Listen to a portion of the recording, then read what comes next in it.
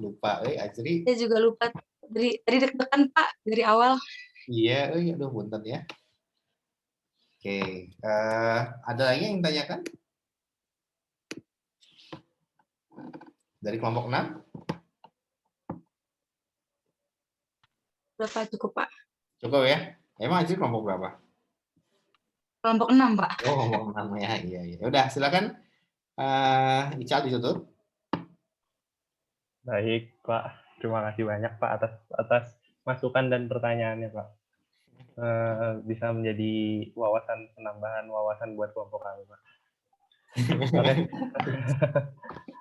Oke, sebelumnya terima kasih untuk teman-teman yang sudah memberikan perhatiannya bagi presentasi kelompok kami. Kurang lebihnya mohon dimaafkan karena manusia hanya tempatnya salah dan hilaf. Wabillahi taufiq wal hidayah. Wassalamualaikum warahmatullahi wabarakatuh. Waalaikumsalam. Give applause to kelompok 1. Yeay. Oke, then. Next is presentasi tentang kuis. Silakan. Siapa yang mau presentasi pertama? Speak. Aktifkan speaker saya, Pak. Gitu. Berhak untuk memilih yang paling gampang untuk dipresentasikan dari variabel Y, X1, X2, X3. Ya, C mah nggak usah. Dika resen. Kelompok 4 Pak. Dika resen nih. Dika kelompok berapa nih? Kelompok 3, Pak. Kelompok 3. Oke, Dika dulu deh. Silakan Dika. Waktu kalian untuk presentasi 3 menit ya. Nanti saya akan nanya. Oke? Silakan. Silakan Dika dipilih variabel mana yang ingin kalian presentasikan ya. Iya, Pak. Iya, Pak. Yigi.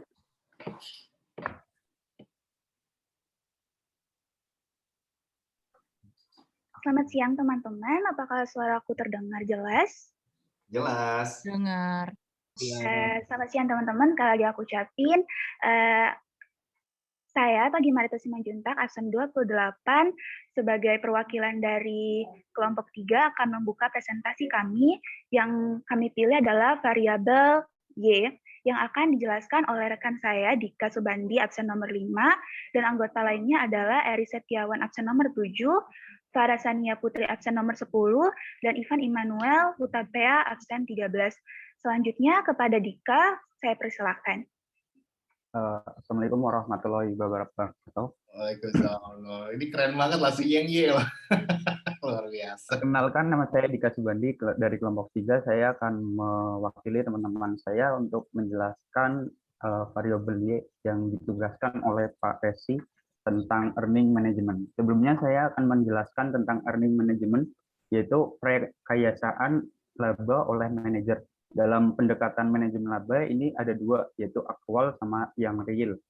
Yang akrual itu yang dilakukan oleh manajer itu menggunakan aktivitas akrual seperti metode akuntansi. Sedangkan yang real yaitu aktivitas real yang dimana bisa diukur dengan kas operasi abnormal dan seterusnya. Pada manajemen laba ini terdapat beberapa pola. Yang pertama yang kemarin dijelaskan oleh Pak Resi, income smoothing, yaitu yang menjadikan laba itu merata agar stabil untuk kedepannya. Yang kedua, income maximizing, itu untuk perusahaan mempunyai tujuan untuk melindungi perusahaan agar saat laba turun guna untuk memperoleh bonus yang besar. Yang ketiga, income minimizing, itu diterapkan saat profitabilitasnya tinggi guna untuk menghindari perhatian publik, yaitu berupa politik sehingga mengurangi beban biaya saat dilakukan biaya pasar saat dilakukan dengan menghapus fixed asset atau aset tidak berwujud. Yang keempat, take a bet, yaitu membebankan biaya yang datang dengan hapus aset tetap. Sebelumnya saya juga akan menjelaskan earning management ini bisa dihitung dengan beberapa metode. Yang pertama, regresi biaya produksi normal yang dijelaskan di Excel ini bukan merupakan metode tersebut. Yang kedua, metode laba real melalui kas operasi. Yang ketiga, discretionary accrual, yang disingkat DAC. Yang pertama, langkah dalam mengetahui earning management dengan discretionary accrual.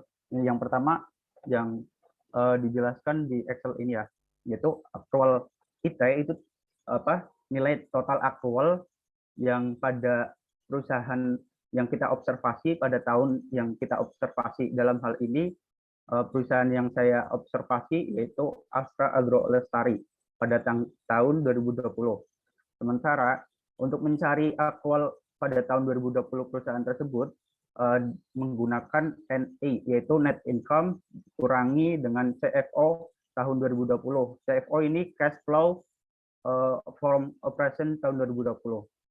Sementara yang rumus bawah ini adalah accrual tahun 2020 dibagi total aset pada tahun 2019.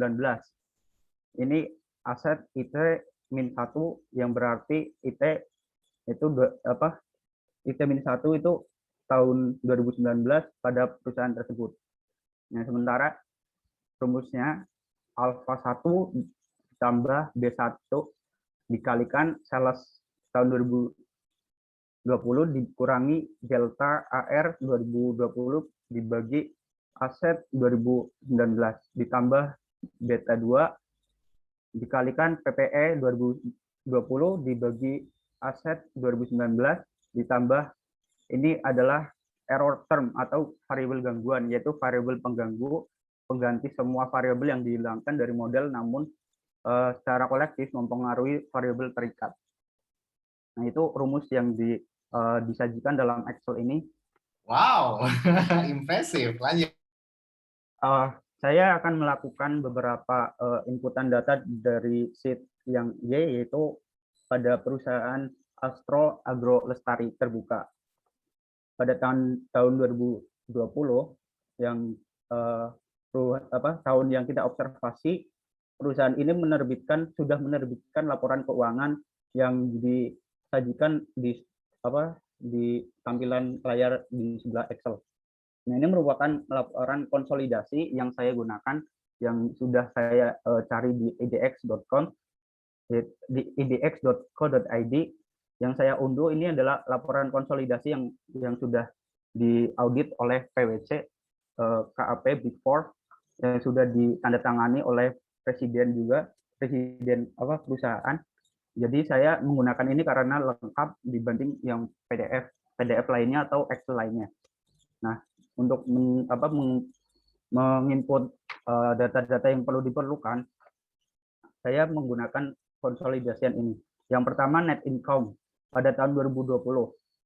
Nah, di sini kan ada laporan keuangan kan terdiri dari beberapa laporan keuangan statement of financial position, laba rugi dan lainnya.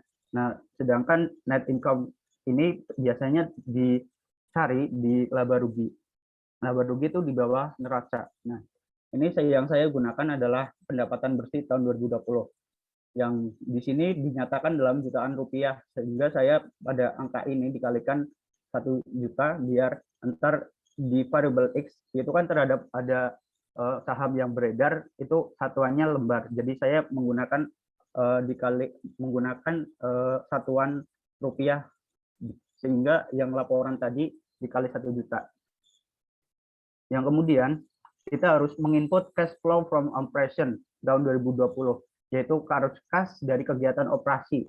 Arus kas dari kegiatan operasi itu merupakan unit atau segmen dari arus kas perusahaan. Nah, di sini ada tulisan cash flow from operation activities. Nah, saya menggunakan arus kas bersih yang diperoleh aktivitas operasi. Jadi yang saya gunakan adalah yang ini. Betul, bagus. Nah, tadi sorry saya kelewat. Yang net income dapat dari mana? Net income dari laba bersih, Pak. Pendapatan bersih atau laba bersih? Coba lihat. Laba tahun berjalan maksudnya. Oh, siap. Oke, lanjut. Ya, sudah betul sampai sini sudah. Accrual 2020 itu kita sudah menginput bagian yang diperlukan untuk accrual 2020, yaitu net income dikurangi cash flow. Yang tadi rumusnya sudah dimasukkan oleh Pak Presi, sehingga kita mendapatkan angka sekian. Yang kemudian kita harus mengisi sales tahun 2020 yaitu dengan mencari di laporan keuangan konsolidasian, yaitu dengan ini memasukkan pendapatan bersih tahun 2020 18 triliun, karena ini satuannya jutaan rupiah, jadi ini dikali 18.807.443 dikali 1 juta sehingga mendapatkan angka sekian. Yang sales IT-1 itu tahun 2019 yang di laporan keuangannya itu sebelahnya. Sehingga delta sales tahun tersebut yaitu dari tahun 2019 yaitu sekian. Angkanya sudah diketahui dari rumus yang tadi kita masukkan inputannya dari sales 2020 dikurangi sales 2019. Kemudian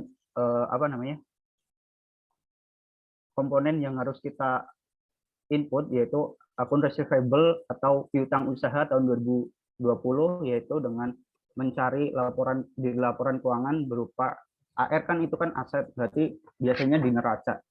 Oke, bentar. Yang sales ya, Ya, Pak. kenapa pakai net revenue? Kenapa memakai pendapatan bersih?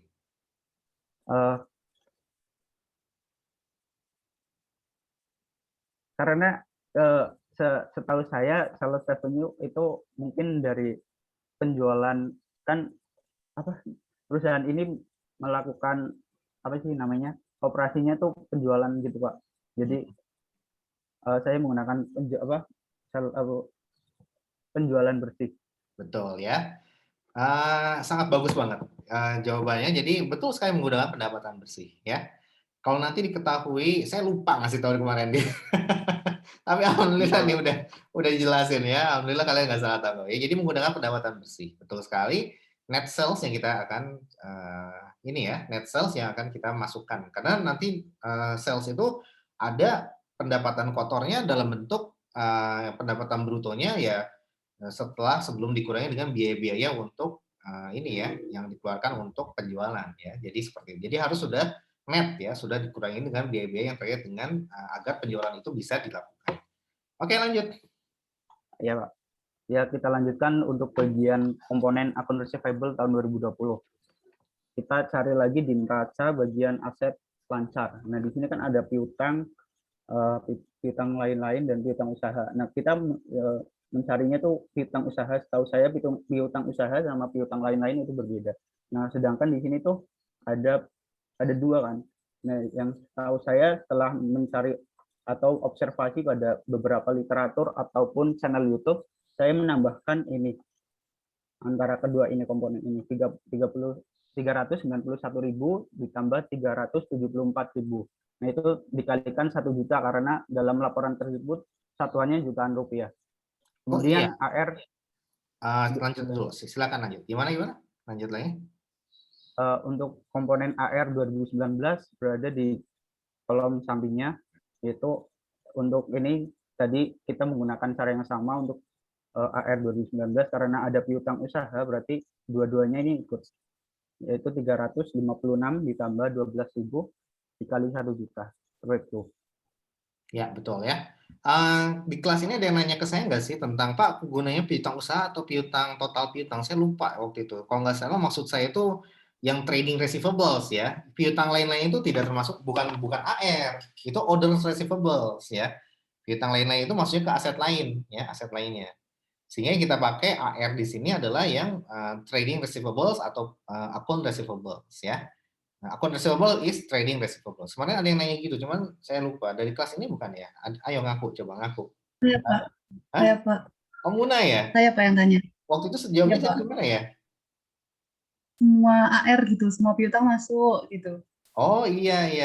Maksud saya ini ya, maksud saya itu adalah piutang usaha ya. Jadi yang saya maksud semua AR masuk itu ya yang ada di piutang usaha, karena ada dua tuh, pihak ketiga dan berelasi. Biasanya disajikannya seperti itu. Nah, ini maksudnya ya. Jadi piutang lain-lain tidak dimasukkan ya. Gitu Muna ya. Oke, Pak. Oke, sip, lanjut.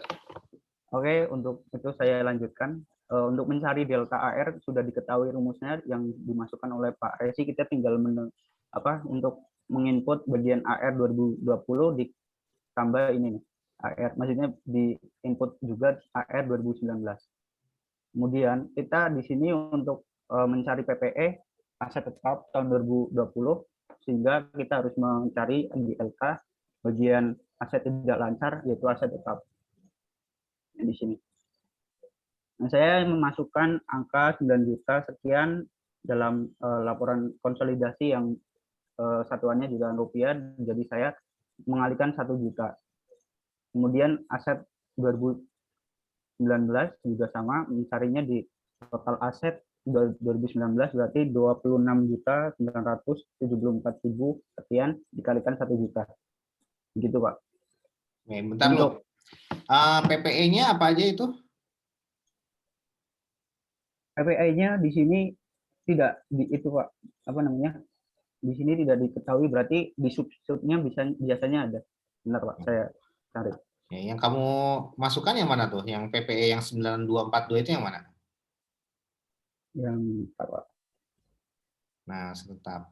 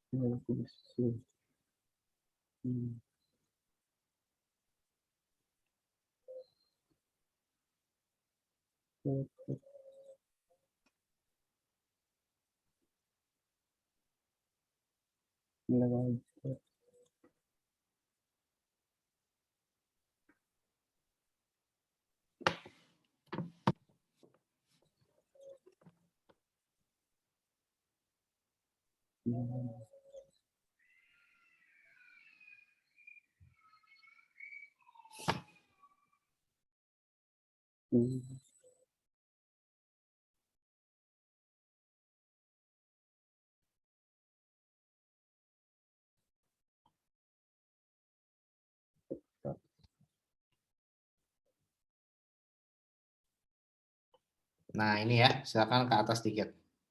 Aset tetap itu ada dua kalau di Argo Lestari. Satu yang tanaman yang apa namanya? Kok saya jadi lupa ya? Tanaman produktif kalau tidak salah ya. Biologis, Pak. Tapi biologis. Iya, iya. Yang kalau tidak salah tuh saya lupa ya. Ini di AKM 1 kan? Kenapa sih tiba-tiba lupa nih? Nanti kalian cek dulu di slide-nya tentang aset biologis ya. Di situ tuh ada dua, dipisahkan. Kalau nggak salah saya udah bahas ya di YouTube. Aset tetap itu kalau untuk yang seperti ini ada dua. Ada yang memang dia itu tanaman yang dikategorikan sebagai aset tetap ya. Tanaman produktif itu kan yang bearer plants ya. Ada yang bearer plants dan ada yang non bearer plants ya. Nah, di sini kalau bearer plants itu dikategorikan sebagai disusutkan kalau tidak salah ya. Ada penyusutannya nggak? Itu kan ada kan akumulasi penyusutan ya. Nah, kalau bearer plants itu merupakan kategori aset tetap sebetulnya ya, seperti itu. Nah, sehingga menurut pendapat saya kalau aset biologis itu yang dia tandan buah segarnya ya. Tandan buah segarnya. Jadi ini kan sawit ceritanya ya. Sawit itu kan tanaman yang bearer plants yang produktif ya. Ketika dia bearer plants maka dia dicatatnya tanamannya itu dengan menggunakan PSAK 16. Nah, disusutkan penyusutannya selama masa manfaatnya. Nah, karena sifatnya adalah disusutkan maka dia sebetulnya kategorinya plan ya. Kan PP itu plan, property and equipment. Dia ada plan gitu ya. Nah, yang kedua, kalau hasilnya adalah buah sawitnya. Nah, buah sawitnya itulah yang digunakan dengan PSAK 69 dengan aset biologis ya.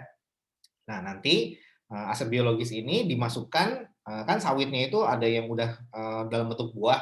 Nah, diolah lebih lanjut untuk menjadi minyak. Nah, ketika menjadi minyak masuk ke PSAK 14 ya, menjadi inventory. Nah, sehingga di sini perlu ditambahin tuh Mas ya antara tanaman yang kalau belum menghasilkan itu biasanya 1 sampai 5 tahun ya. 1 sampai 5 tahun dan dia tidak disusutkan, tidak dicatat dengan PSAK 16, tapi nanti di apa namanya? Ditambahkan dikapitalisasi kalau tidak salah ya. Dikapitalisasi nilainya ke dalam nilai ketika dia sudah menjadi tanaman yang menghasilkan. Nah, seperti itu. Sehingga apa yang harus dilakukan? 9242 ditambah dengan 5461 ditambah dengan 1544. Ya, seperti itu. Nah, itu yang menjadi PPE-nya. Tapi kan itu udah net ya, sudah net ya. Iya, Pak. Oke, sip. Oh iya, saya lupa. Yang dimasukkan itu, kemarin saya jelasin gimana ya? Yang dimasukkan itu yang net PPE-nya ya. Kalau di, jadi gini, konsep earning management itu kita ingin melihat ada yang book value of PPE, dan ada yang tanpa penyusutan, gitu ya, tanpa penyusutan. Nah, kalau yang ini kan setelah dikurangi penyusutan ya, seperti itu. Nah, jadi di sini pada dasarnya adalah dengan melakukan apa ya? Jadi kita ingin mengukur apakah si perusahaan itu melakukan praktik menaikkan pendapatan atau menurunkan pendapatan, gitu ya, atau menaikkan expense, sorry ya. Kan kalau naik expense pendapatannya turun, gitu ya. Nah, itulah opsi dalam earnings management. Seperti itu. Nah, di sini mau yang mana nih? Nah, kita menggunakan variabel-variabel ya tadi. Diukurnya dengan bagaimana pembelian PPE-nya. Karena PPE nanti berkaitan dengan depreciation dan sebagainya. Nah, seperti itu. Jadi dia melakukan manipulasi laba dengan nyusupin tuh ke dalam pembelian investasi berupa aset. Nah, dari sini pengukurannya gimana? Pengukurannya, kalau saya tidak salah ingat ya, nanti saya coba lihat lagi ke papernya ya. Pengukurannya itu kalau bisa diketahui book value-nya, maka dia dengan menggunakan book value ya. Kemarin saya perlu revisi ya. Jadi yang PPE di sini ini adalah book value of PPE ya, book value of PPE ya. Jadi setelah dikurangi dengan akumulasi. Nah, tetapi kalau untuk di beberapa model yang lainnya itu tidak dikurangi dengan akumulasi ya. Itu adalah pure cost-nya yang dipakai ya. Di X berapa ya? X1, X2, X3, oh bukan ya. Bukan di sini sih, tapi di model-model yang lainnya kalau tidak salah. Sehingga saya revisi ya, jadi untuk menggunakan earnings management ini, yang PPE-nya nilainya itu harus sudah book value, harus sudah net ya, setelah dikurangi dengan akumulasi. Kalau nggak salah kemarin ada yang nanya, Pak ini gimana, book value atau PPE-nya Pak? Kalau yang earnings management ini PPE-nya saya pernah bilang gitu kan, cost-nya. Tapi kalau untuk yang yang book value-nya yang mana ya? Yang X2 kalau nggak salah ya. Yang X2 itu maka X2 ini investment opportunity set ya. Yang X2 itu book value, tapi kalau yang Y itu dia cost-nya. Nah, saya perlu revisi ya, saya ralat setelah saya baca lagi di papernya. Nah, ternyata papernya itu menggunakan book value-nya, book value dari si PPE-nya ya. Seperti itu. Jadi perlu dikurangkan dengan si akumulasi depresiasi. Nah, setiap sektor itu macam-macam ya. Kalau sektor yang ini adalah sektor apa ya? Agrikultur ya. Sektor agrikultur itu ada yang namanya tanaman produktif. Nah, dilihat kalau ada akumulasi penyusutannya maka itu ditambahin ya ke dalam book value dari PPE. Oke? Silakan lanjutkan. Baik, Pak. Setelah semua udah diisi di sheet yang Y, berarti kita tinggal memantau bagian yang ini. Ini bagian-bagian ini merupakan komponen dari rumus yang di atas tadi. Ini yang berarti aktual tahun 2020 dibagi total aset 2019 ketemunya sekian. Yang bagian sampingnya lagi sales 2020 deltanya dikurangi delta dari AR 2020 dibagi total aset 2019. Yang ini PPE tadi yang sudah direvisi Pak Resi dibagi total aset tahun 2019. Kemudian ketemu di kolomnya yang ini merupakan bagian dari sini. Yang X1 juga sama, bagian sampingnya lagi, yang X2 sampingnya lagi. Yang saya tahu dalam untuk mencari earning management itu ada variabel lain yang biasanya kita ketahui dari beberapa cara, yang salah satunya yang saya tahu itu memasukkan beberapa hasil ini kalau tidak salah ke aplikasi SPPS sehingga kita mengetahui ada keterkaitan atau korelasi antara variabel yang kita cari tadi tersebut, kemudian dimasukkan ke rumus-rumus yang ada di sini. Tapi yang saya tahu di di literatur atau sumber YouTube itu biasanya ada beberapa tahun ke belakang gitu Pak, bukan yang 2 tahun saja. Jadi yang ini bagian regresinya saya kurang paham karena pengetahuan saya kurang. Jadi saya hanya memasukkan yang tersedia, komponen-komponen yang tersedia di sini ke dalam bagian sini saja. Udah Pak. Wow, keren. Oke, nggak apa-apa. Nanti saya akan jelasin regresinya. Udah? Sudah Pak. Oke, give big applause to Dika and the team. Wow, saya nggak expect banget loh kamu bisa explore sejauh ini ya. Ini sudah melebihi ekspektasi saya ya. Oke. Thank you very much untuk presentasinya. Kamu dapat nilai 95, nilai maksimum ya. Karena saya puas banget ngedengerinnya ya. Makasih Pak. Kelompoknya Dika dapat nilai 95 untuk kuisnya ya. Oke, sayangnya tidak ada nilai 100 bahwa bagi saya. Paling tinggi adalah 95 ya. Oke, nanti di sini bahkan bisa saya ajarkan regresinya, tapi harus kalau sudah datasetnya lengkap sampai 30. Sampai berapa nih? 80 ya gitu misalnya. Nah, datasetnya lengkap nanti per ini, per apa Sampai ya? 104 perusahaan Pak. Oh, 104 ya. Datasetnya per industri ya. Ini perlu saya kasih tahu dulu ya. Oke, kalau gitu Per guideline industri saya. ya Pak.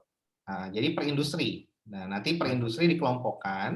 Nah, baru nanti kita akan running regresinya. Ya, seperti itu. Ya, jadi ini kan 104 itu kan nggak semuanya itu campur. Ya.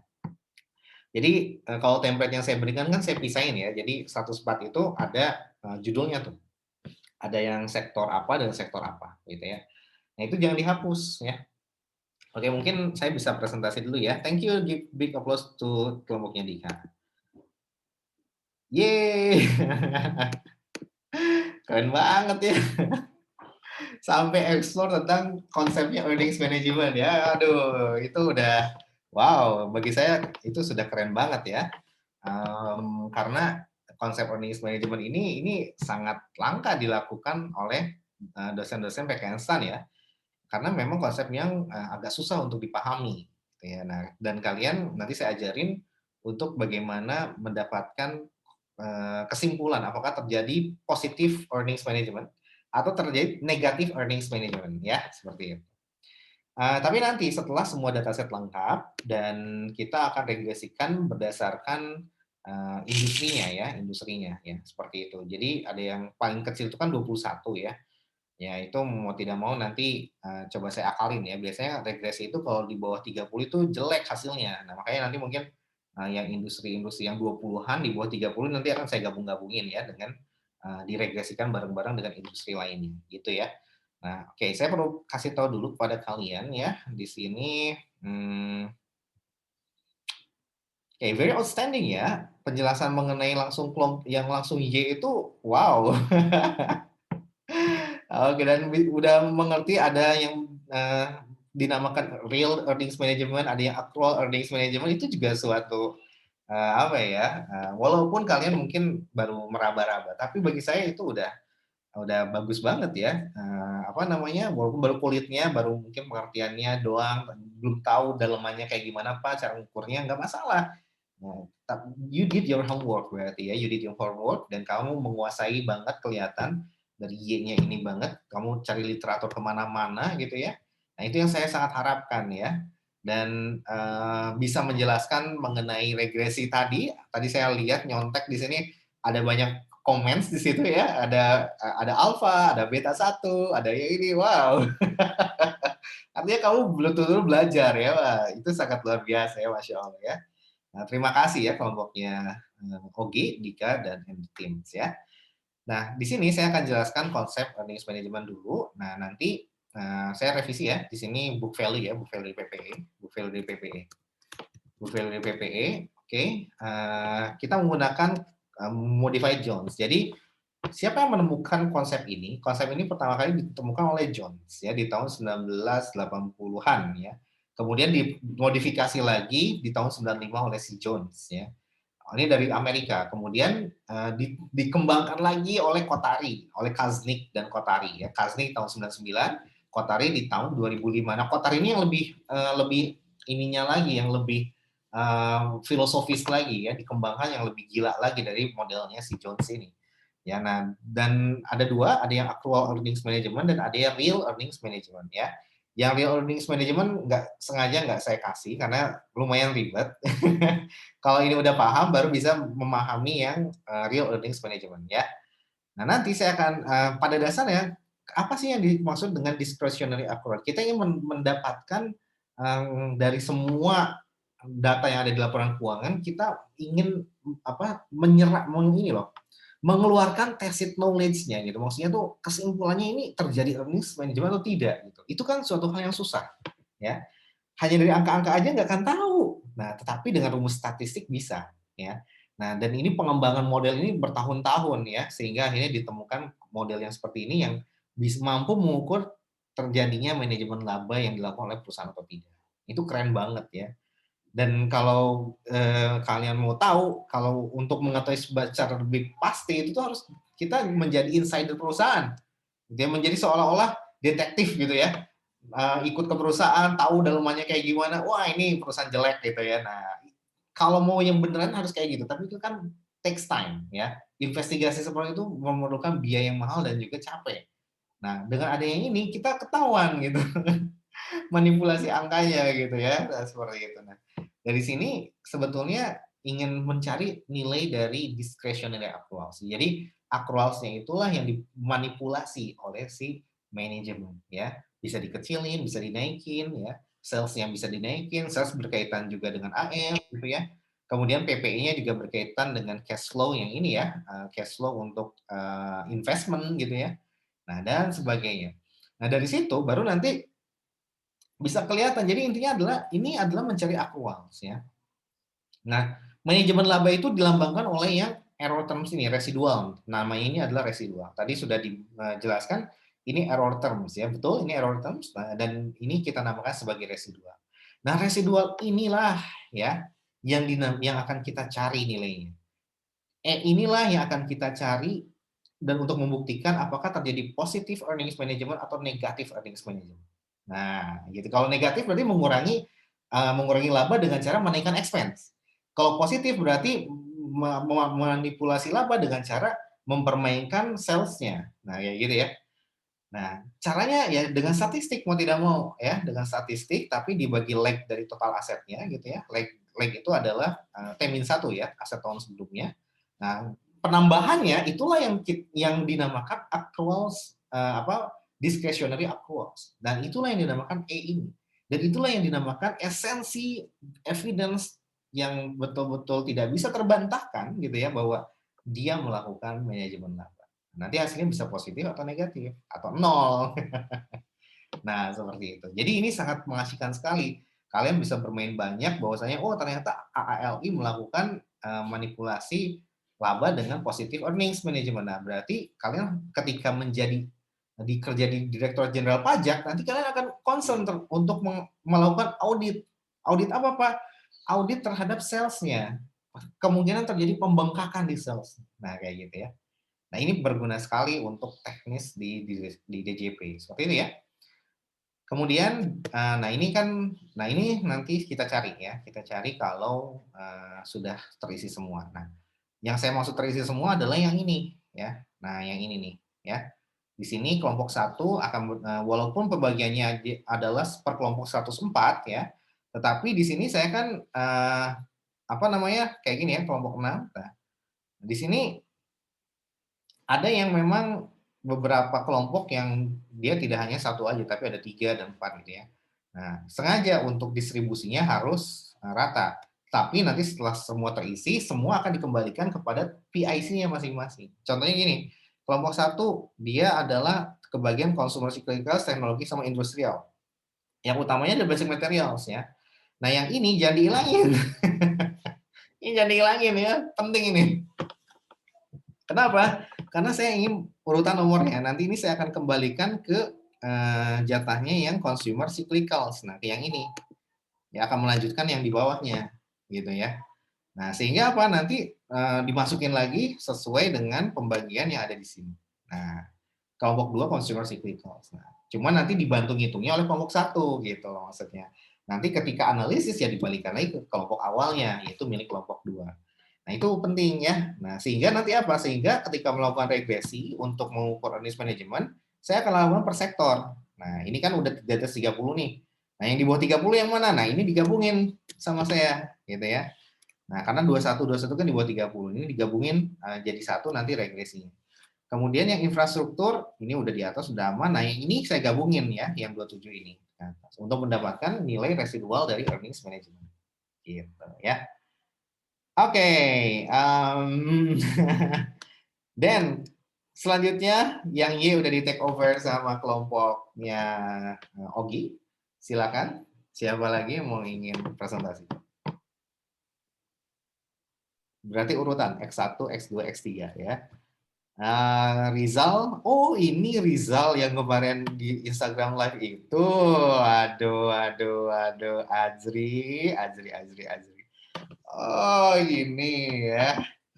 Makasih loh Ogi informasinya ya. Jadi Azri mau yang yang si AA yang ada di make strip di sini atau gimana? Oops, sorry Azri. Oke, lanjut. Siapa ya? Erika sama Rizal satu kelompok nggak sih? Beda, Pak. Beda, Pak. Ya udah, maaf ya Rizal, ladies first dulu ya. Iya, Pak, nggak apa-apa. Oke, ladies first deh. Oke, silakan Erika. Kelompok Erika kelompok berapa ya? Kelompok 4, Pak. Oh, silakan. Mangga.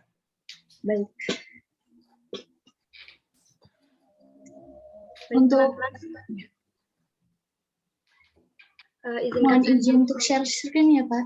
Silakan.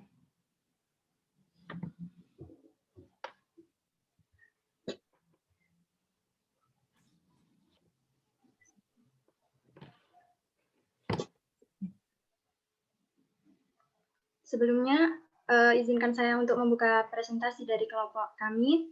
Assalamualaikum warahmatullahi wabarakatuh. Selamat siang semuanya, selamat siang teman-teman, dan selamat siang Pak Resi.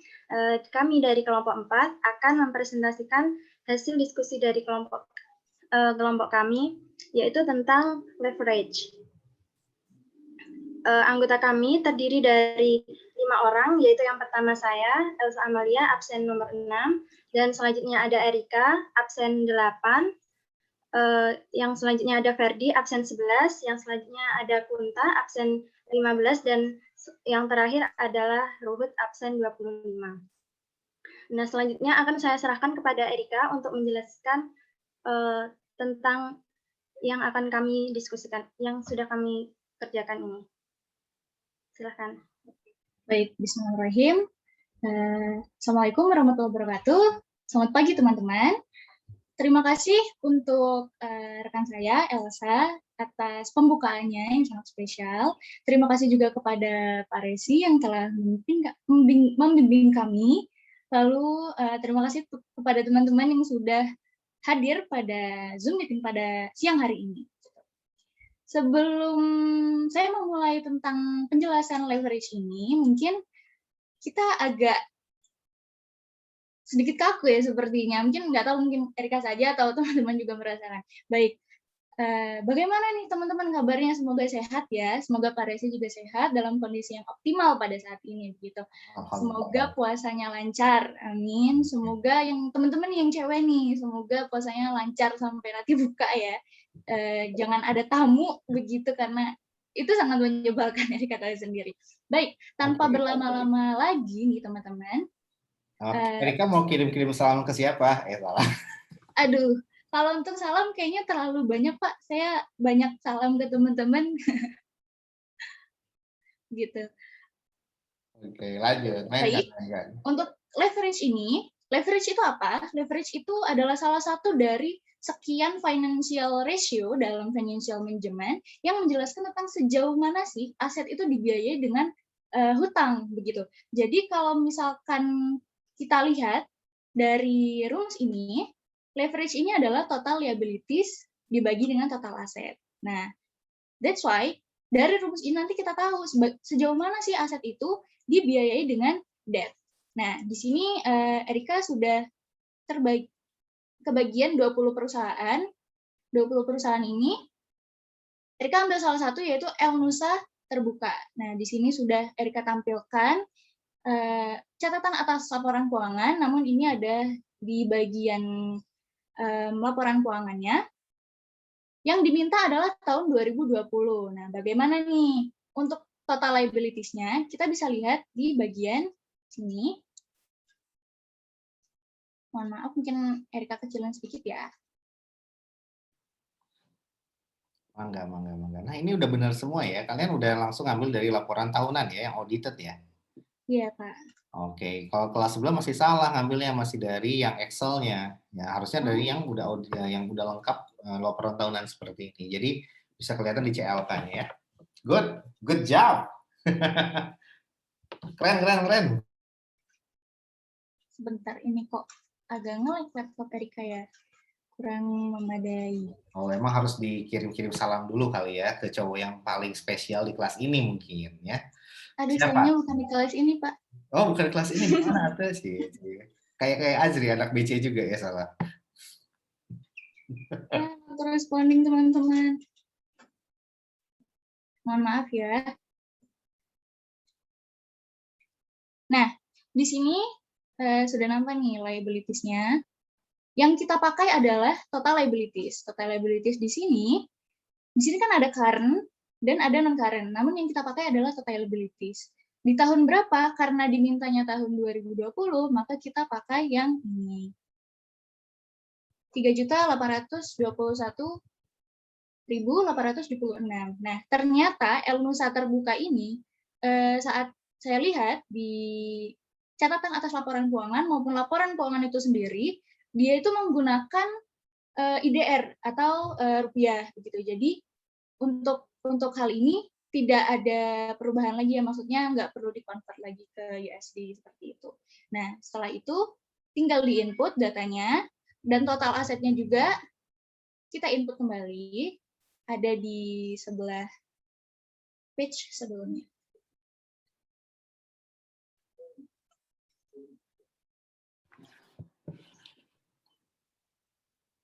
Oke, berarti total asetnya langsung dari sini ya? Iya, Pak. Seperti itu. Oke, good. Apa maknanya? Ini kayaknya udah selesai nih ya. Makna dari 51%.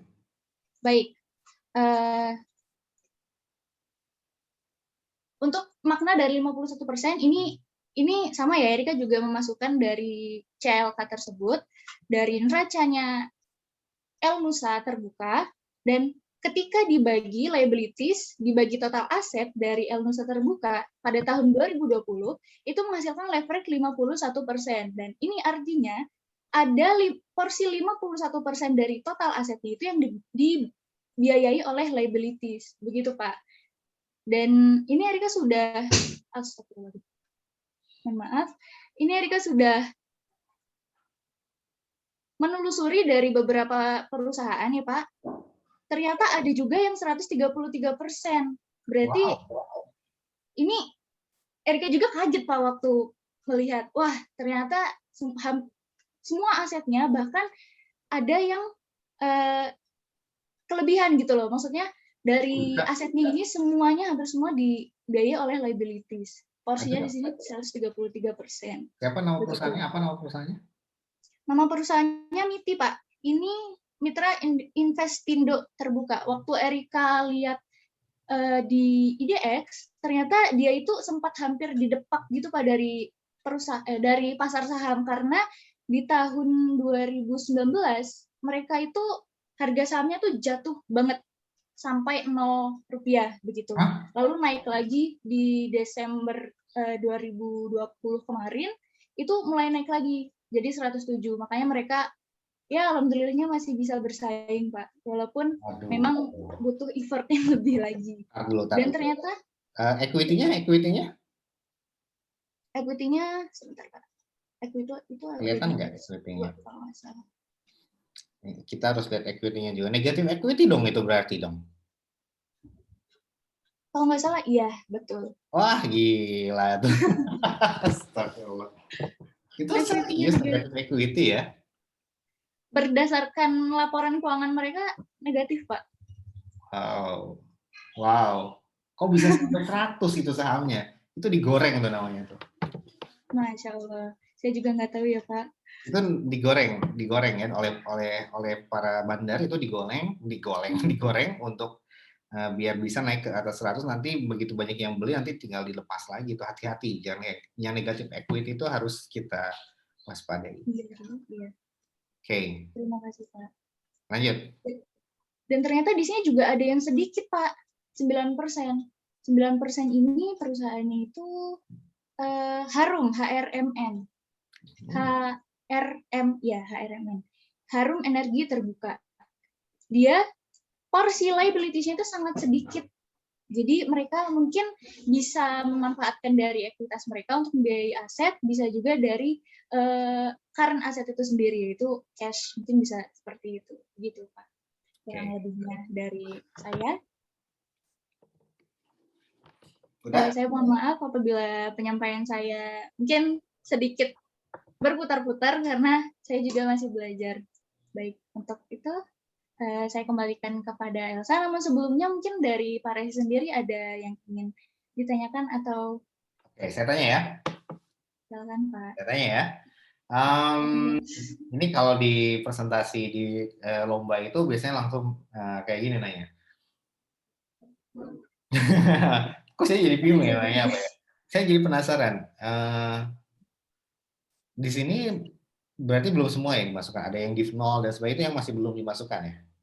Iya Pak, itu kebetulan laporan keuangan mereka tahun 2020 belum ada. Oke ya.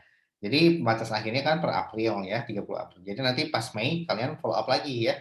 Kalau udah ada nanti silakan dimasukkan gitu ya, silakan dimasukkan. Nah, di sini siapa pemegang yang tertinggi apa leverage-nya itu menandakan bahwa apa tadi Erika? Menandakan tentang apa leverage? 51% itu menandakan tentang apa? 51% tersebut adalah porsi dari aset mereka yang dibiayai oleh hutang atau debt. Dalam hal ini liabilities mereka, Pak. Oke. Porsi dari aset mereka yang dibiayai oleh hutang ya. Artinya leverage ini adalah kebalikannya bahwa dia total dari funding untuk pembelian aset itu untuk membiayai aset tersebut, membeli aset tersebut itu mostly dari ya dilihat kalau dia di atas 30% bisa batasnya 30% ya. Nah, kalau dia 113% berarti dia utangnya udah sangat banyak gitu ya. Dan ini kok bisa ya? Memang bisa sih kenyataannya. Asal karena dia laporan keuangannya bagi dua biasanya. Yang ke bank yang positif gitu ya, yang di bursa efek yang benerannya gitu. Nah, biasanya seperti itu ya. Oke, nah nanti dalam penulisannya tidak dalam persen, tapi dalam bentuk desimal, 0, ya. Baik, Pak. Tidak dalam bentuk persen. Oke. Pertanyaan terakhir adalah buat kelompok kalian. Kira-kira leverage-nya ini bagaimana kaitannya dengan si earnings management? Apakah semakin tinggi leverage, semakin tinggi earnings management, atau semakin rendah leverage, semakin rendah earnings management? Nah, gimana? Atau tidak berkaitan? Nah, oke, silakan. Untuk yang menjawab, Erika atau teman-teman yang lain juga, Pak? Boleh, teman-teman yang lain juga.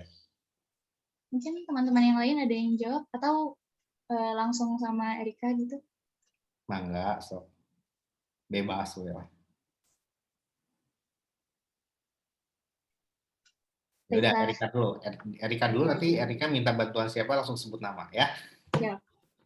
Dari yang telah dijelaskan oleh Dika tadi dan beberapa sumber yang telah kelompok kami baca, Pak, itu leverage itu ketika dia semakin tinggi leverage-nya, itu kan semakin besar ya risk-nya karena interest-nya juga yang harus dibayar itu semakin banyak karena semakin banyak liabilities juga, peluang mereka untuk gagal bayar itu juga semakin besar gitu. Nah, karena ada mungkin investor kan pasti tahu ya Pak, kalau wah perusahaan ini tuh dia punya peluang gagal bayar yang sangat tinggi. Pasti manajer di misalkan tadi MITI Mitra Invest Pindo kalau nggak salah. Nah, itu pasti ada peluang untuk mengubah atau memanipulasi data yang ada di laporan keuangan mereka, yaitu berupa earning management tersebut gitu Pak. Karena untuk mengembalikan kepercayaan dari investor, walaupun hal itu salah. Kesimpulannya, makin tinggi leverage, apa kaitannya dengan earnings management? Semakin tinggi potensi untuk melakukan earning management. Itu dari saya, mungkin ada dari teman-teman yang lain ingin menambahkan Pak? Kenapa bisa demikian? Karena ketika liabilities-nya itu tinggi, maksudnya banyak Pak. Seperti tadi misalkan MITI, dia banyak ngutang. Terus karena sudah terlalu banyak utang ini, mereka punya peluang yang mungkin nggak bisa membayar gitu. Jadi dari utang-utang tersebut mereka nggak bisa bayar. Nah, karena sudah terpampang jelas itu di equity-nya mereka minus, gitu. Jadi perusahaan itu bisa, maksud saya perusahaan itu berpotensi untuk memanipulasi data mereka gitu loh. Jadi bentuknya yang menaikkan laba atau yang menurunkan laba kira-kira? Dengan semakin tinggi leverage, bentuknya adalah apa? Menaikkan laba. Oh, menaikkan laba ya? Iya Pak. Oke. Saya luruskan ya. Iya. Baik, tapi nice try ya Erika, sangat bagus sekali. Logikanya udah bagus ya, udah bisa mengkaitkan. Memang harus perlu pakai logika ya, karena ini adalah suatu hal yang belum kalian pelajari. Nah, yang hanya bisa ditebak dengan menggunakan logika-logika kalian, dan saya sangat apresiasi banget Erika udah bisa memberikan jawaban-jawaban yang logis dan juga nggak bulat sih sebetulnya, fix gitu. Dan tidak ada bertentangan dengan pernyataan satu dengan yang lainnya. Itu sangat bagus ya. Nah, di sini saya akan memberikan insight dari pengalaman melakukan penelitian di sini, bahwa yang namanya leverage itu belum tentu jadi kalau dalam dunia aslinya itu belum tentu pasti akan mempengaruhi menaikkan, maksudnya gini, leverage yang tinggi akan mendorong perusahaan melakukan positive earnings management. Belum tentu juga ya. Bisa juga negatif gitu ya. Tergantung apa? Tergantung dari industrinya nanti ya. Nah, yang akan kita ukur itu adalah kita akan melihat di industri ini, industri apa sih Teh? Energi ya. Di industri energi ini keumuman perusahaan itu melakukan ketika leverage naik, apakah berpengaruh terhadap si manajemen labanya? Nah, nanti bisa kita dapatkan kesimpulan itu ketika apa? Ketika kita sudah lengkap datasetnya dan saya sudah running via regresi, gitu ya. Tapi kita bisa lihat ke penelitian yang terdahulu, ya. Yang penelitian yang berkaitan dengan manajemen laba dan leverage ini gimana pengaruhnya? Nah, ada yang berbicara bahwa itu bisa menaikkan earnings management dalam arti positive earnings management, berpengaruhnya secara positif, ya. Ada juga yang berpengaruh secara negatif, artinya manajemen laba naik, leverage-nya naik, earnings manajemennya turun, gitu ya. Earnings manajemennya turun. Nah, penurunan itu bisa nanti kelihatan di indikator earnings manajemennya, apakah positif atau negatif. Kalau hasil uji regresinya ternyata berpengaruh negatif signifikan, berarti berbanding terbalik. Leverage naik, earnings management turun, ya. Nah, turunnya di sini lihat tuh notasinya positif atau negatif.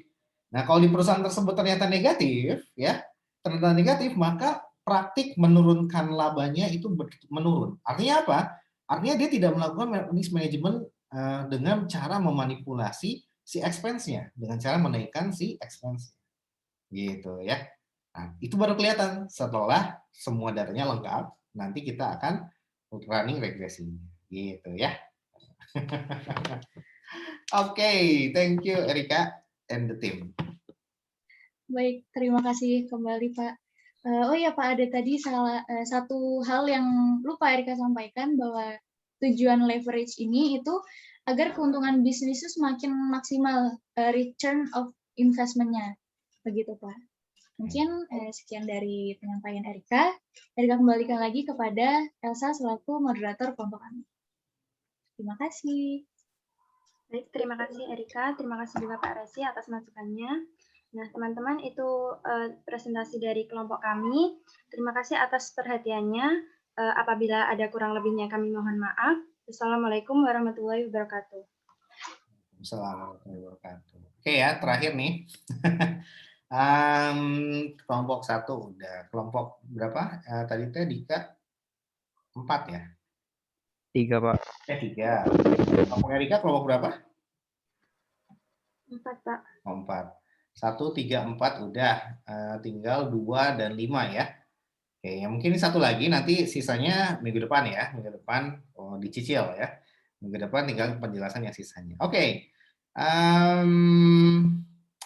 Saya sangat puas dengan presentasi kelompok kalian ya, kelas ini ya. Jadi sangat well prepared. Kalian juga baca-baca dari referensi lain. Itu yang saya harapkan. Dan bahkan ada beberapa yang melebihi ekspektasi saya gitu ya.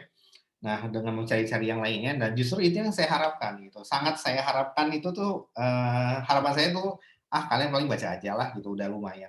Oh ini sampai didalamin, wah itu keren banget. Itu keren banget ya. Artinya proses belajarnya itu continuous learning-nya itu jalan. Gitu ya. Dan itu yang saya harapkan ya.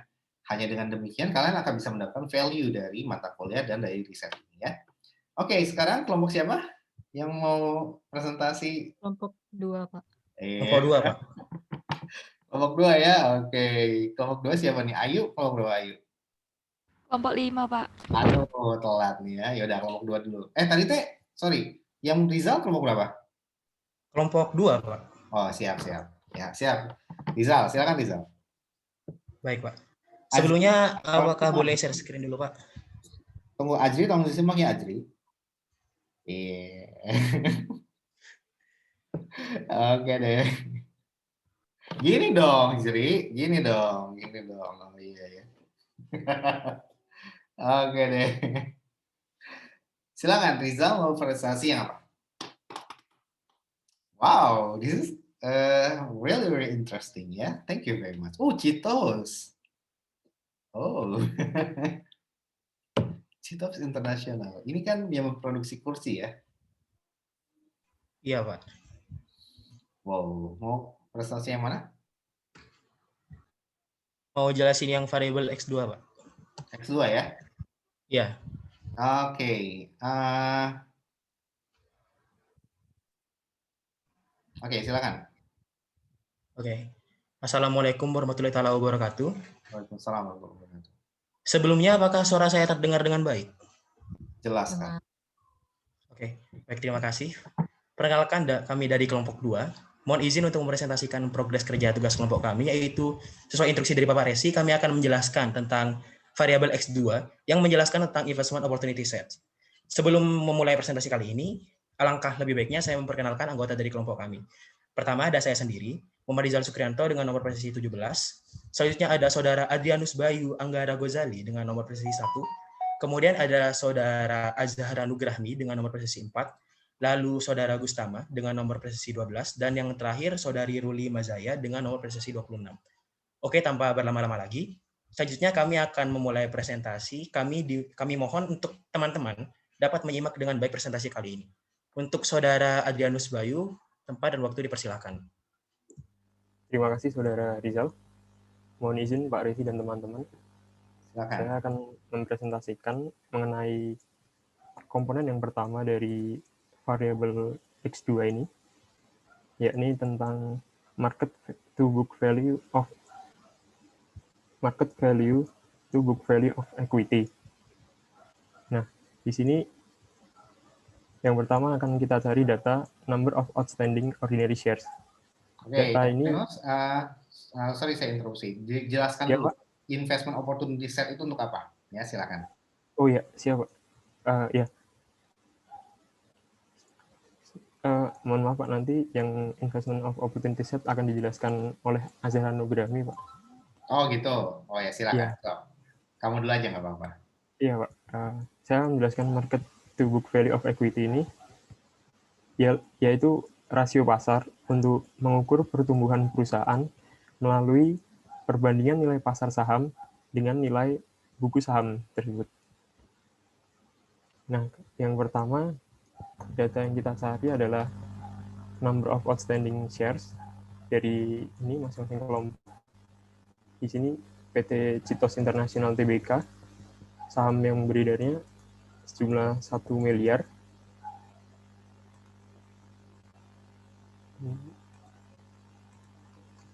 Kemudian closing price kami dapatkan dari Google Finance, dari Google Finance PT Citos International, ya, yang pada tanggal 30 Desember 2020. Harga penutupan sahamnya sebesar Rp240. Atau dari ringkasan saham di Bursa Efek, ada tuh ya. Silakan kalian cari di download ringkasan saham, itu ada di Bursa Efek. Nanti closing price per 2020 itu ada. Silakan. Dari sini juga sama kok. Lanjut. Terima kasih, Pak. Nah, kemudian total equity kami dapatkan dari laporan keuangannya PT Citos International di halaman 8. Di sini terdapat jumlah ekuitas untuk tahun 2020-nya. Totalnya ada sekitar 385 miliar. Miliar ya? Iya, Pak. 385 miliar. Kemudian dapat dengan rumus MVI/BVI, number of outstanding shares dikali closing price, dan dibagi total equity, hasilnya sejumlah 0, sekian, Pak. Mungkin selanjutnya bisa dijelaskan oleh Saudari Azra Ranugami. Good. Baik Pak, izin menambahkan penjelasan dari Bayu. Yang pertama adalah kita lihat dulu dari pengertian atau tujuan dari investment opportunity set itu. Nah, tujuan dari investment opportunity set itu adalah agar kita dapat membuat keputusan investasi dalam bentuk kombinasi antara MVA/BVA yaitu berupa aset, MVA/BVI berupa equity, EP, CE, CA/BVA, dan CA/MVA. Nah, investment opportunity set itu sendiri merupakan salah satu faktor yang mempengaruhi kualitas laba yang mana dibahas pada sheet Y tadi, yaitu tentang earning management. Jadi investment opportunity set ini merupakan kesempatan perusahaan untuk tumbuh. Ketika perusahaan itu memiliki kesempatan untuk tumbuh, maka di pasar atau bursa saham itu dapat memiliki ekspektasi baik. Jadi di investment opportunity set ini ada 5 proksi yang dijabarkan seperti rumus Excel Bapak, ada 5 komponen. Yang pertama adalah market to book value of asset. Seperti yang pertama tadi dijelaskan oleh Bayu, yaitu market to book value of equity, yang mana tujuannya adalah untuk mengetahui menggambarkan bagaimana permodalan suatu perusahaan. Jadi ketika kita melihat adanya number of outstanding ordinary share, closing price, dan equity-nya, jadi kita dapat mengetahui bagaimana permodalan yang terjadi di perusahaan tersebut. Contoh yang kami angkat yaitu PT Citos. Selanjutnya yaitu mencari MV/BVA, yang mana tujuannya adalah untuk mengukur prospek pertumbuhan perusahaan berdasarkan banyaknya aset yang digunakan dalam menjalankan usaha. Bisa kita lihat di sini total aset dari PT Citos yang kami lihat di laporan keuangan, yaitu asetnya 498 miliar 20.612.974. Selanjutnya total equity-nya berdasarkan angka yang dijabarkan di Excel 385, 357, 367, 073. Dan number of outstanding ordinary share-nya itu 1 miliar, dan closing price-nya dilihat dari Google Finance tadi yaitu 240. Maka kita mendapatkan market to book value of asset-nya adalah 0,7081. Jadi arti dari 0,7081 itu adalah dalam prospek pertumbuhan perusahaan itu sekitar 0,7081 itu aset yang digunakan untuk menjalankan perusahaan. Oke, good. Selanjutnya dijelaskan oleh Acha, Pak. Baik, terima kasih untuk kesempatannya. Nah, selanjutnya kita akan membicarakan rasio. Jadi, nilai perusahaan dapat diukur dengan suatu rasio yang disebut rasio penilaian. Nah, rasio penilaian itu juga memberikan informasi seberapa besar masyarakat menghargai perusahaan sehingga masyarakat tertarik untuk membeli saham.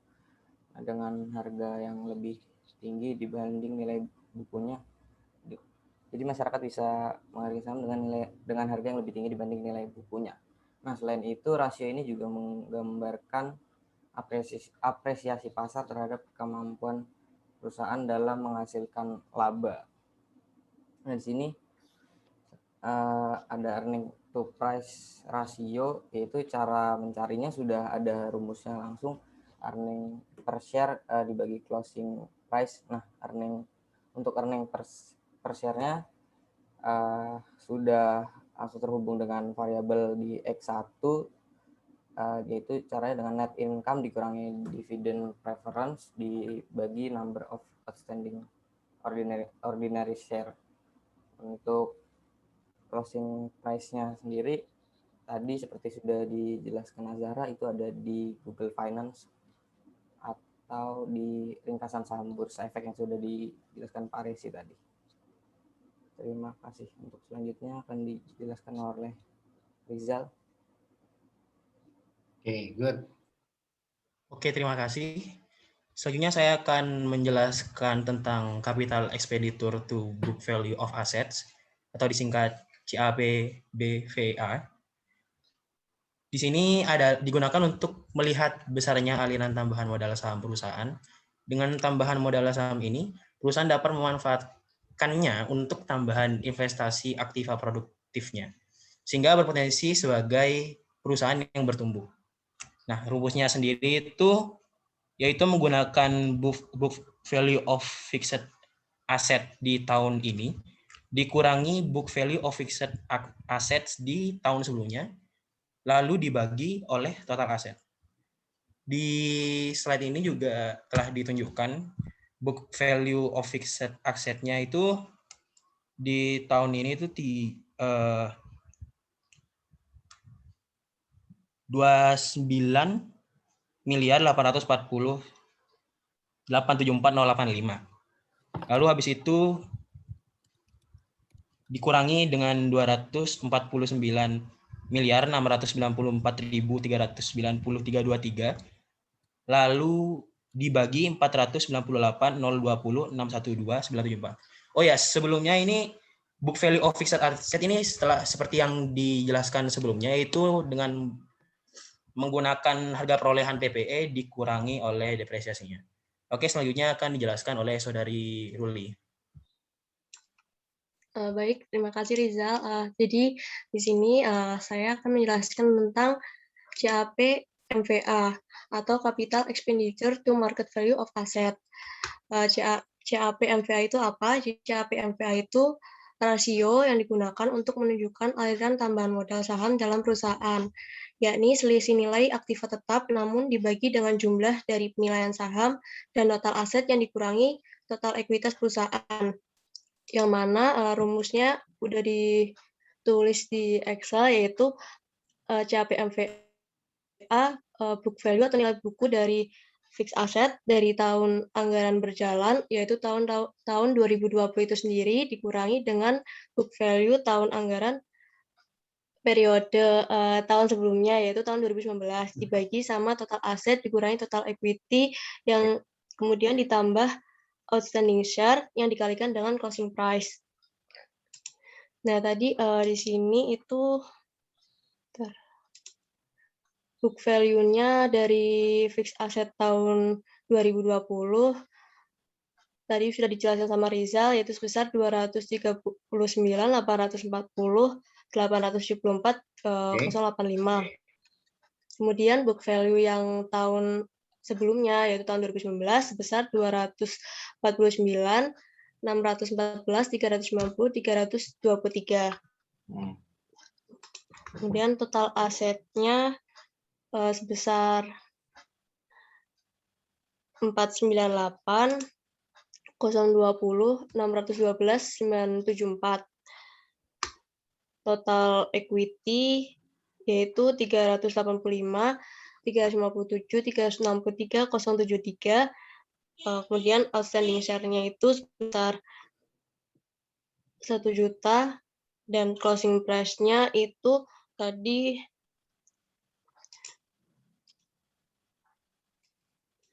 sebesar 240, sehingga didapat CAPMVA-nya yaitu sebesar 0,0277.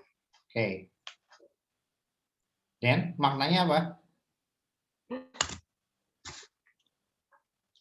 Maknanya jadi itu kan jadi dalam suatu perusahaan aliran tambahan modalnya itu sebesar 0,0277. Artinya?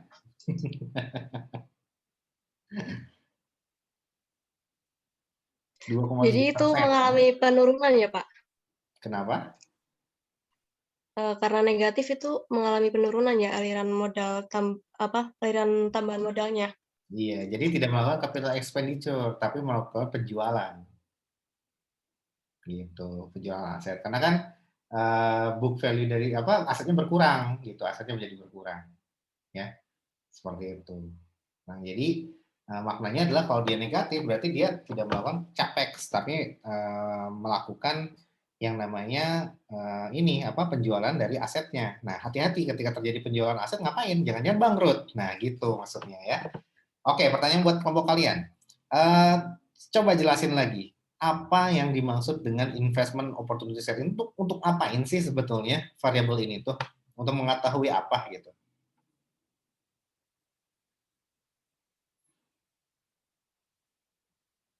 Silakan.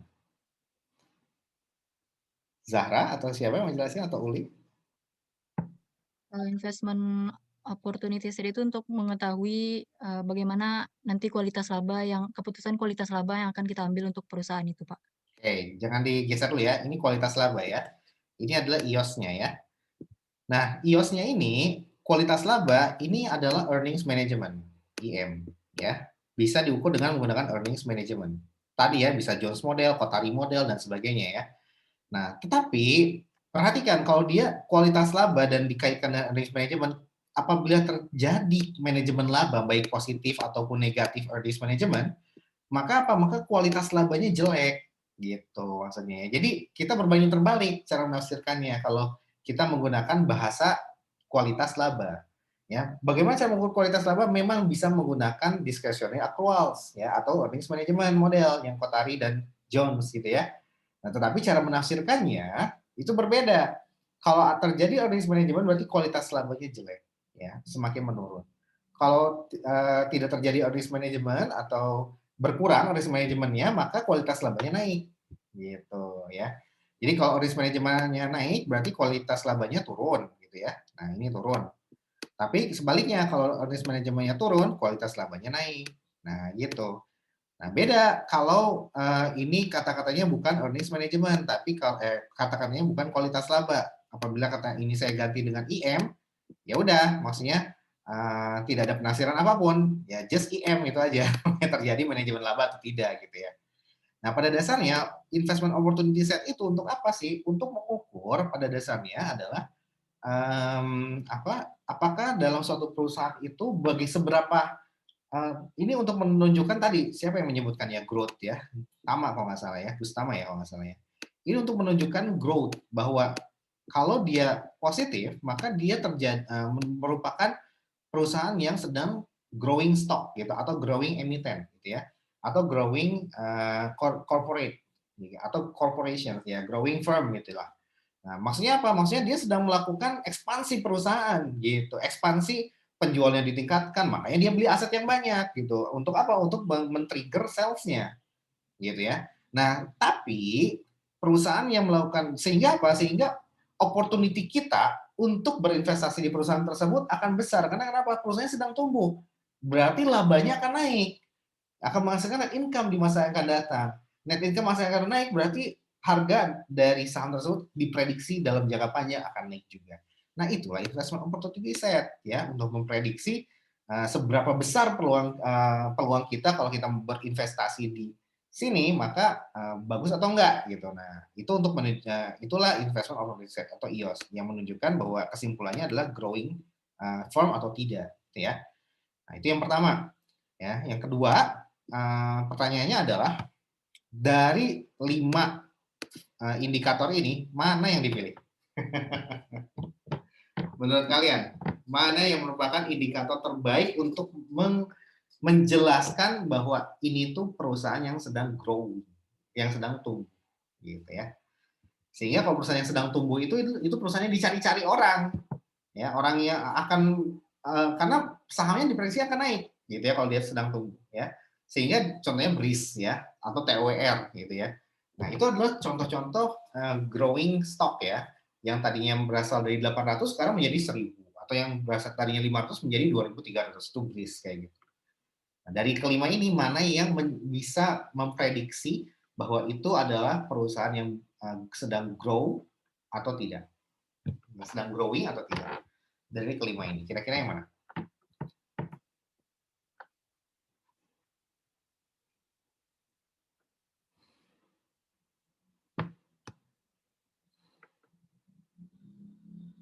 Iya. Kira-kira yang mana? Ayo, kelompoknya Rizal. Izin mencoba menjawab, Pak. Boleh, silakan Zahra. Kalau dari salah satu jurnal yang pernah saya baca, salah satu dari 5 komponen ini yang berhubungan dengan seperti yang dijelaskan Dika tadi, discretionary accrual itu, yang berhubungan dengan discretionary accrual itu MVBVA, Pak. Jadi ketika kita mengukur MVBVA-nya itu, kita akan tahu bagaimana peruntukan atau aset suatu perusahaan itu dalam menjalankan satu usaha, Pak. Oke, nice answer ya, keren banget. Nah, itu referensi dari jurnal ya, waduh. Dari jurnal saya agak jiper nih. Baik, jadi pada dasarnya betul MVBVA yang paling sering digunakan ya. Tapi kenapa saya masukkan semua? Karena nanti kita akan pilih ya, untuk mengetahui mana yang paling bagus untuk menjadi indikator dalam memprediksi si earnings management. Itu nanti kita akan lihat ya, karena tidak mesti si MVBVA ini bisa menjadi bisa menjadi prediktor yang betul-betul handal, yang bisa kita andalin gitu ya. Nah, kita akan mengolahnya nanti lebih lanjut dengan yang namanya confirmatory factor analysis. Nanti saya akan mengolah ini, saya akan olah semuanya dulu ya. Nanti hasilnya nanti saya akan bagikan kepada kalian ya. Atau nanti saya ajarin juga, nanti saya rekam di YouTube, rekam di Instagram live, atau terserah deh, nanti kita mungkin YouTube aja ya, karena panjang pasti ini penjelasannya. Dan nanti silakan harus install SPSS tentunya ya, harus install SPSS. Nanti saya kasih link untuk SPSS-nya, barangkali kalian mau belajar ya, untuk merunning bareng saya, nanti akan saya kasih tutorialnya untuk menghitung bagaimana memilih di antara 5 ini. Karena belum tentu setiap industri itu sama. Ini industri apa, Zahra? Lupa saya. Sektornya apa sektor? Kursi sektornya? Consumer cyclicals atau apa ya? Saya lupa. Kamu teh kelompok berapa? Kelompok 2, Pak. Kelompok 2 ya, kelompok 2 teh ke consumer cyclicals ya, betul. Jadi consumer cyclicals ya, itu sektor industrinya. Nah, jadi nanti kita akan analisis per sektor gitu ya. Yang punya Zahra itu nanti kita akan lihat di sektor consumer cyclicals itu berdasarkan analisis statistik confirmatory factor analysis, nanti akan dipilihin ketika kita sudah merunning CFA ini, kita akan tahu kira-kira variabel mana yang akan kita masukkan gitu ya. Komponen mana yang akan kita masukkan, apakah 1, 2, 3, 4, 5 semuanya, ataukah cuman ya 1, atau yang ini 2, ini 3, ini 4, ini 5 gitu ya, atau hanya 1 dan 3 aja misalkan ya, 1 dan 3 aja, atau 2 dan 4 aja. Nah, itu nanti akan ketahuan dari CFA tadi ya. Nah, inilah keputusan mana yang paling tepat hanya akan diketahui setelah dataset lengkap dan kita memutuskan melakukan regresi dengan menggunakan confirmatory factor analysis ya. Nah, itu untuk mengclustering kira-kira yang paling tepat yang mana. Nah, biarlah SPSS yang mikir, bukan kita. Nah, dari situ nanti kita tambahin, misalkan yang tepat itu nomor 1, 2, dan 5. Nah, nanti kita tambahin. Ya, ini kita tambah, ini kita tambah. Nah, inilah yang nanti akan menjadi variabel angka yang akan menyusun si yang akan menyusun si investment opportunity set untuk sektor apa? Untuk sektornya Zahra, consumer cyclicals, gitu ya. Oke, itu aja. Silakan di close screen-nya. Zahra itu aslinya dari mana? Dari Payakumbuh, Pak. Wih, Sumatera Barat. Payakumbuh. Karau ya, Pak? Hah? Karau, Pak. Iya ya. Yes, di sebelah Deandra ya, Safira, tapi Safira dari Sawah Lunto namanya. Iya, Payakumbuh Pak. adalah tempat yang sangat indah. Duranya juga enak loh. Enak banget, Pak.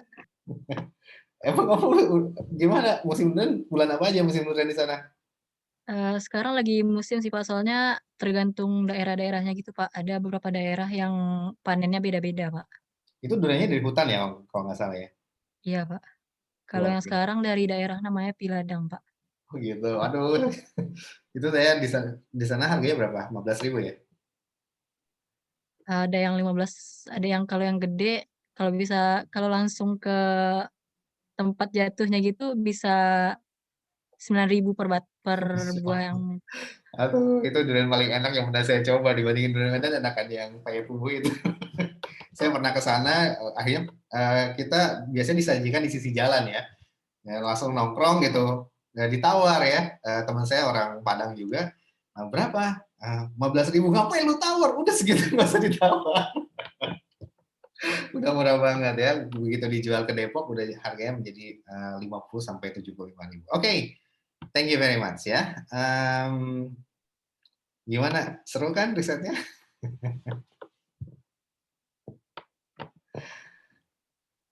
Seru kan? Waduh ya, ini mahal ilmunya ya. Sangat mahal nih ya. Waduh, ini dosen-dosen satu semua udah ngantri nih. Pengen minta diajarin ya, Ci.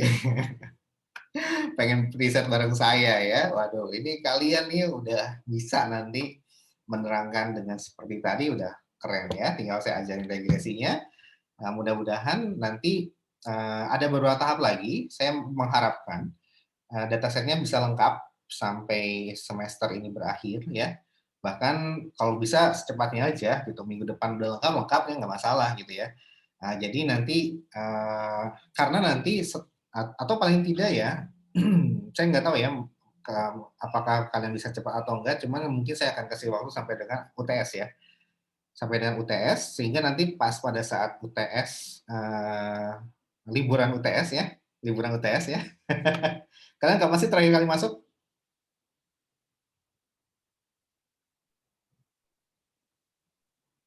Yang sebelum Lebaran apa? Ya, sebelum Lebaran.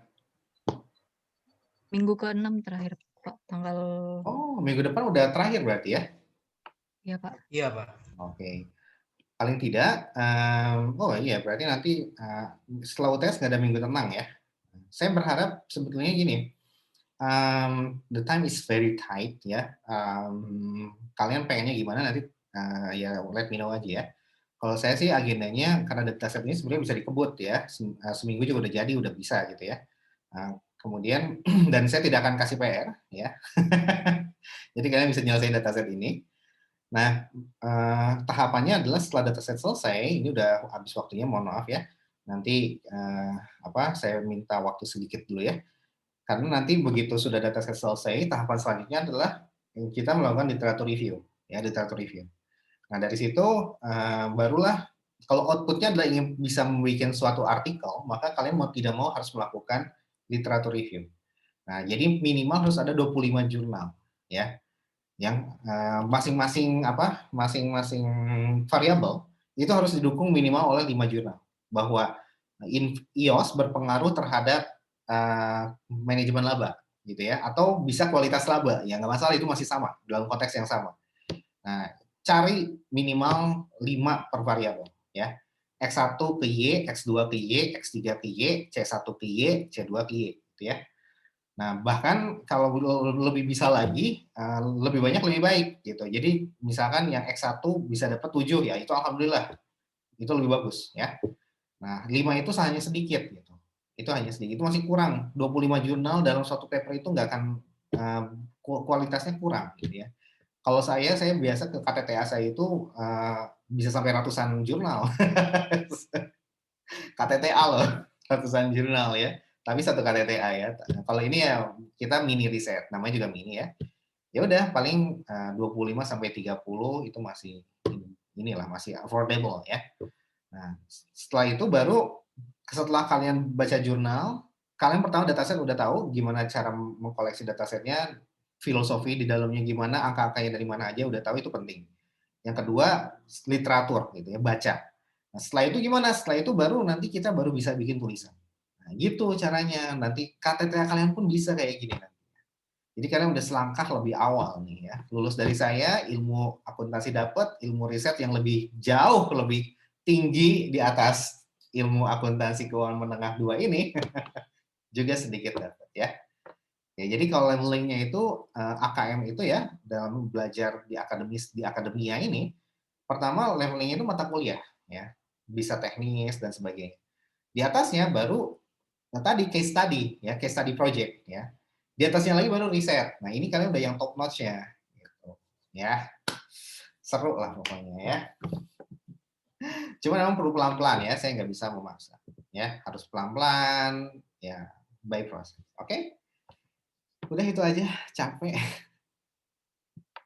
Kalau gitu kita foto. 1, 2, 3. Give your best smile. 1, 2, 3. Oke. Lemes juga ya saya. 1, 2, 3. Oke deh. Thank you very much for your attention. Sampai we meet again. Ya, pertanyaannya disimpan aja. Ini udah overtime. Nanti buat minggu depan ya. Minggu depan satu kelompok lagi yang belum IPS. Nanti saya akan presentasi tentang IPS. Kemudian minggu depan apa namanya, kita akan latihan soal seperti biasa ya, latihan soal seperti biasa. Oke, thank you very much, sampai jumpa lagi. Assalamualaikum warahmatullahi wabarakatuh. Dadah. Waalaikumsalam warahmatullahi wabarakatuh. Pak. Terima kasih, Pak.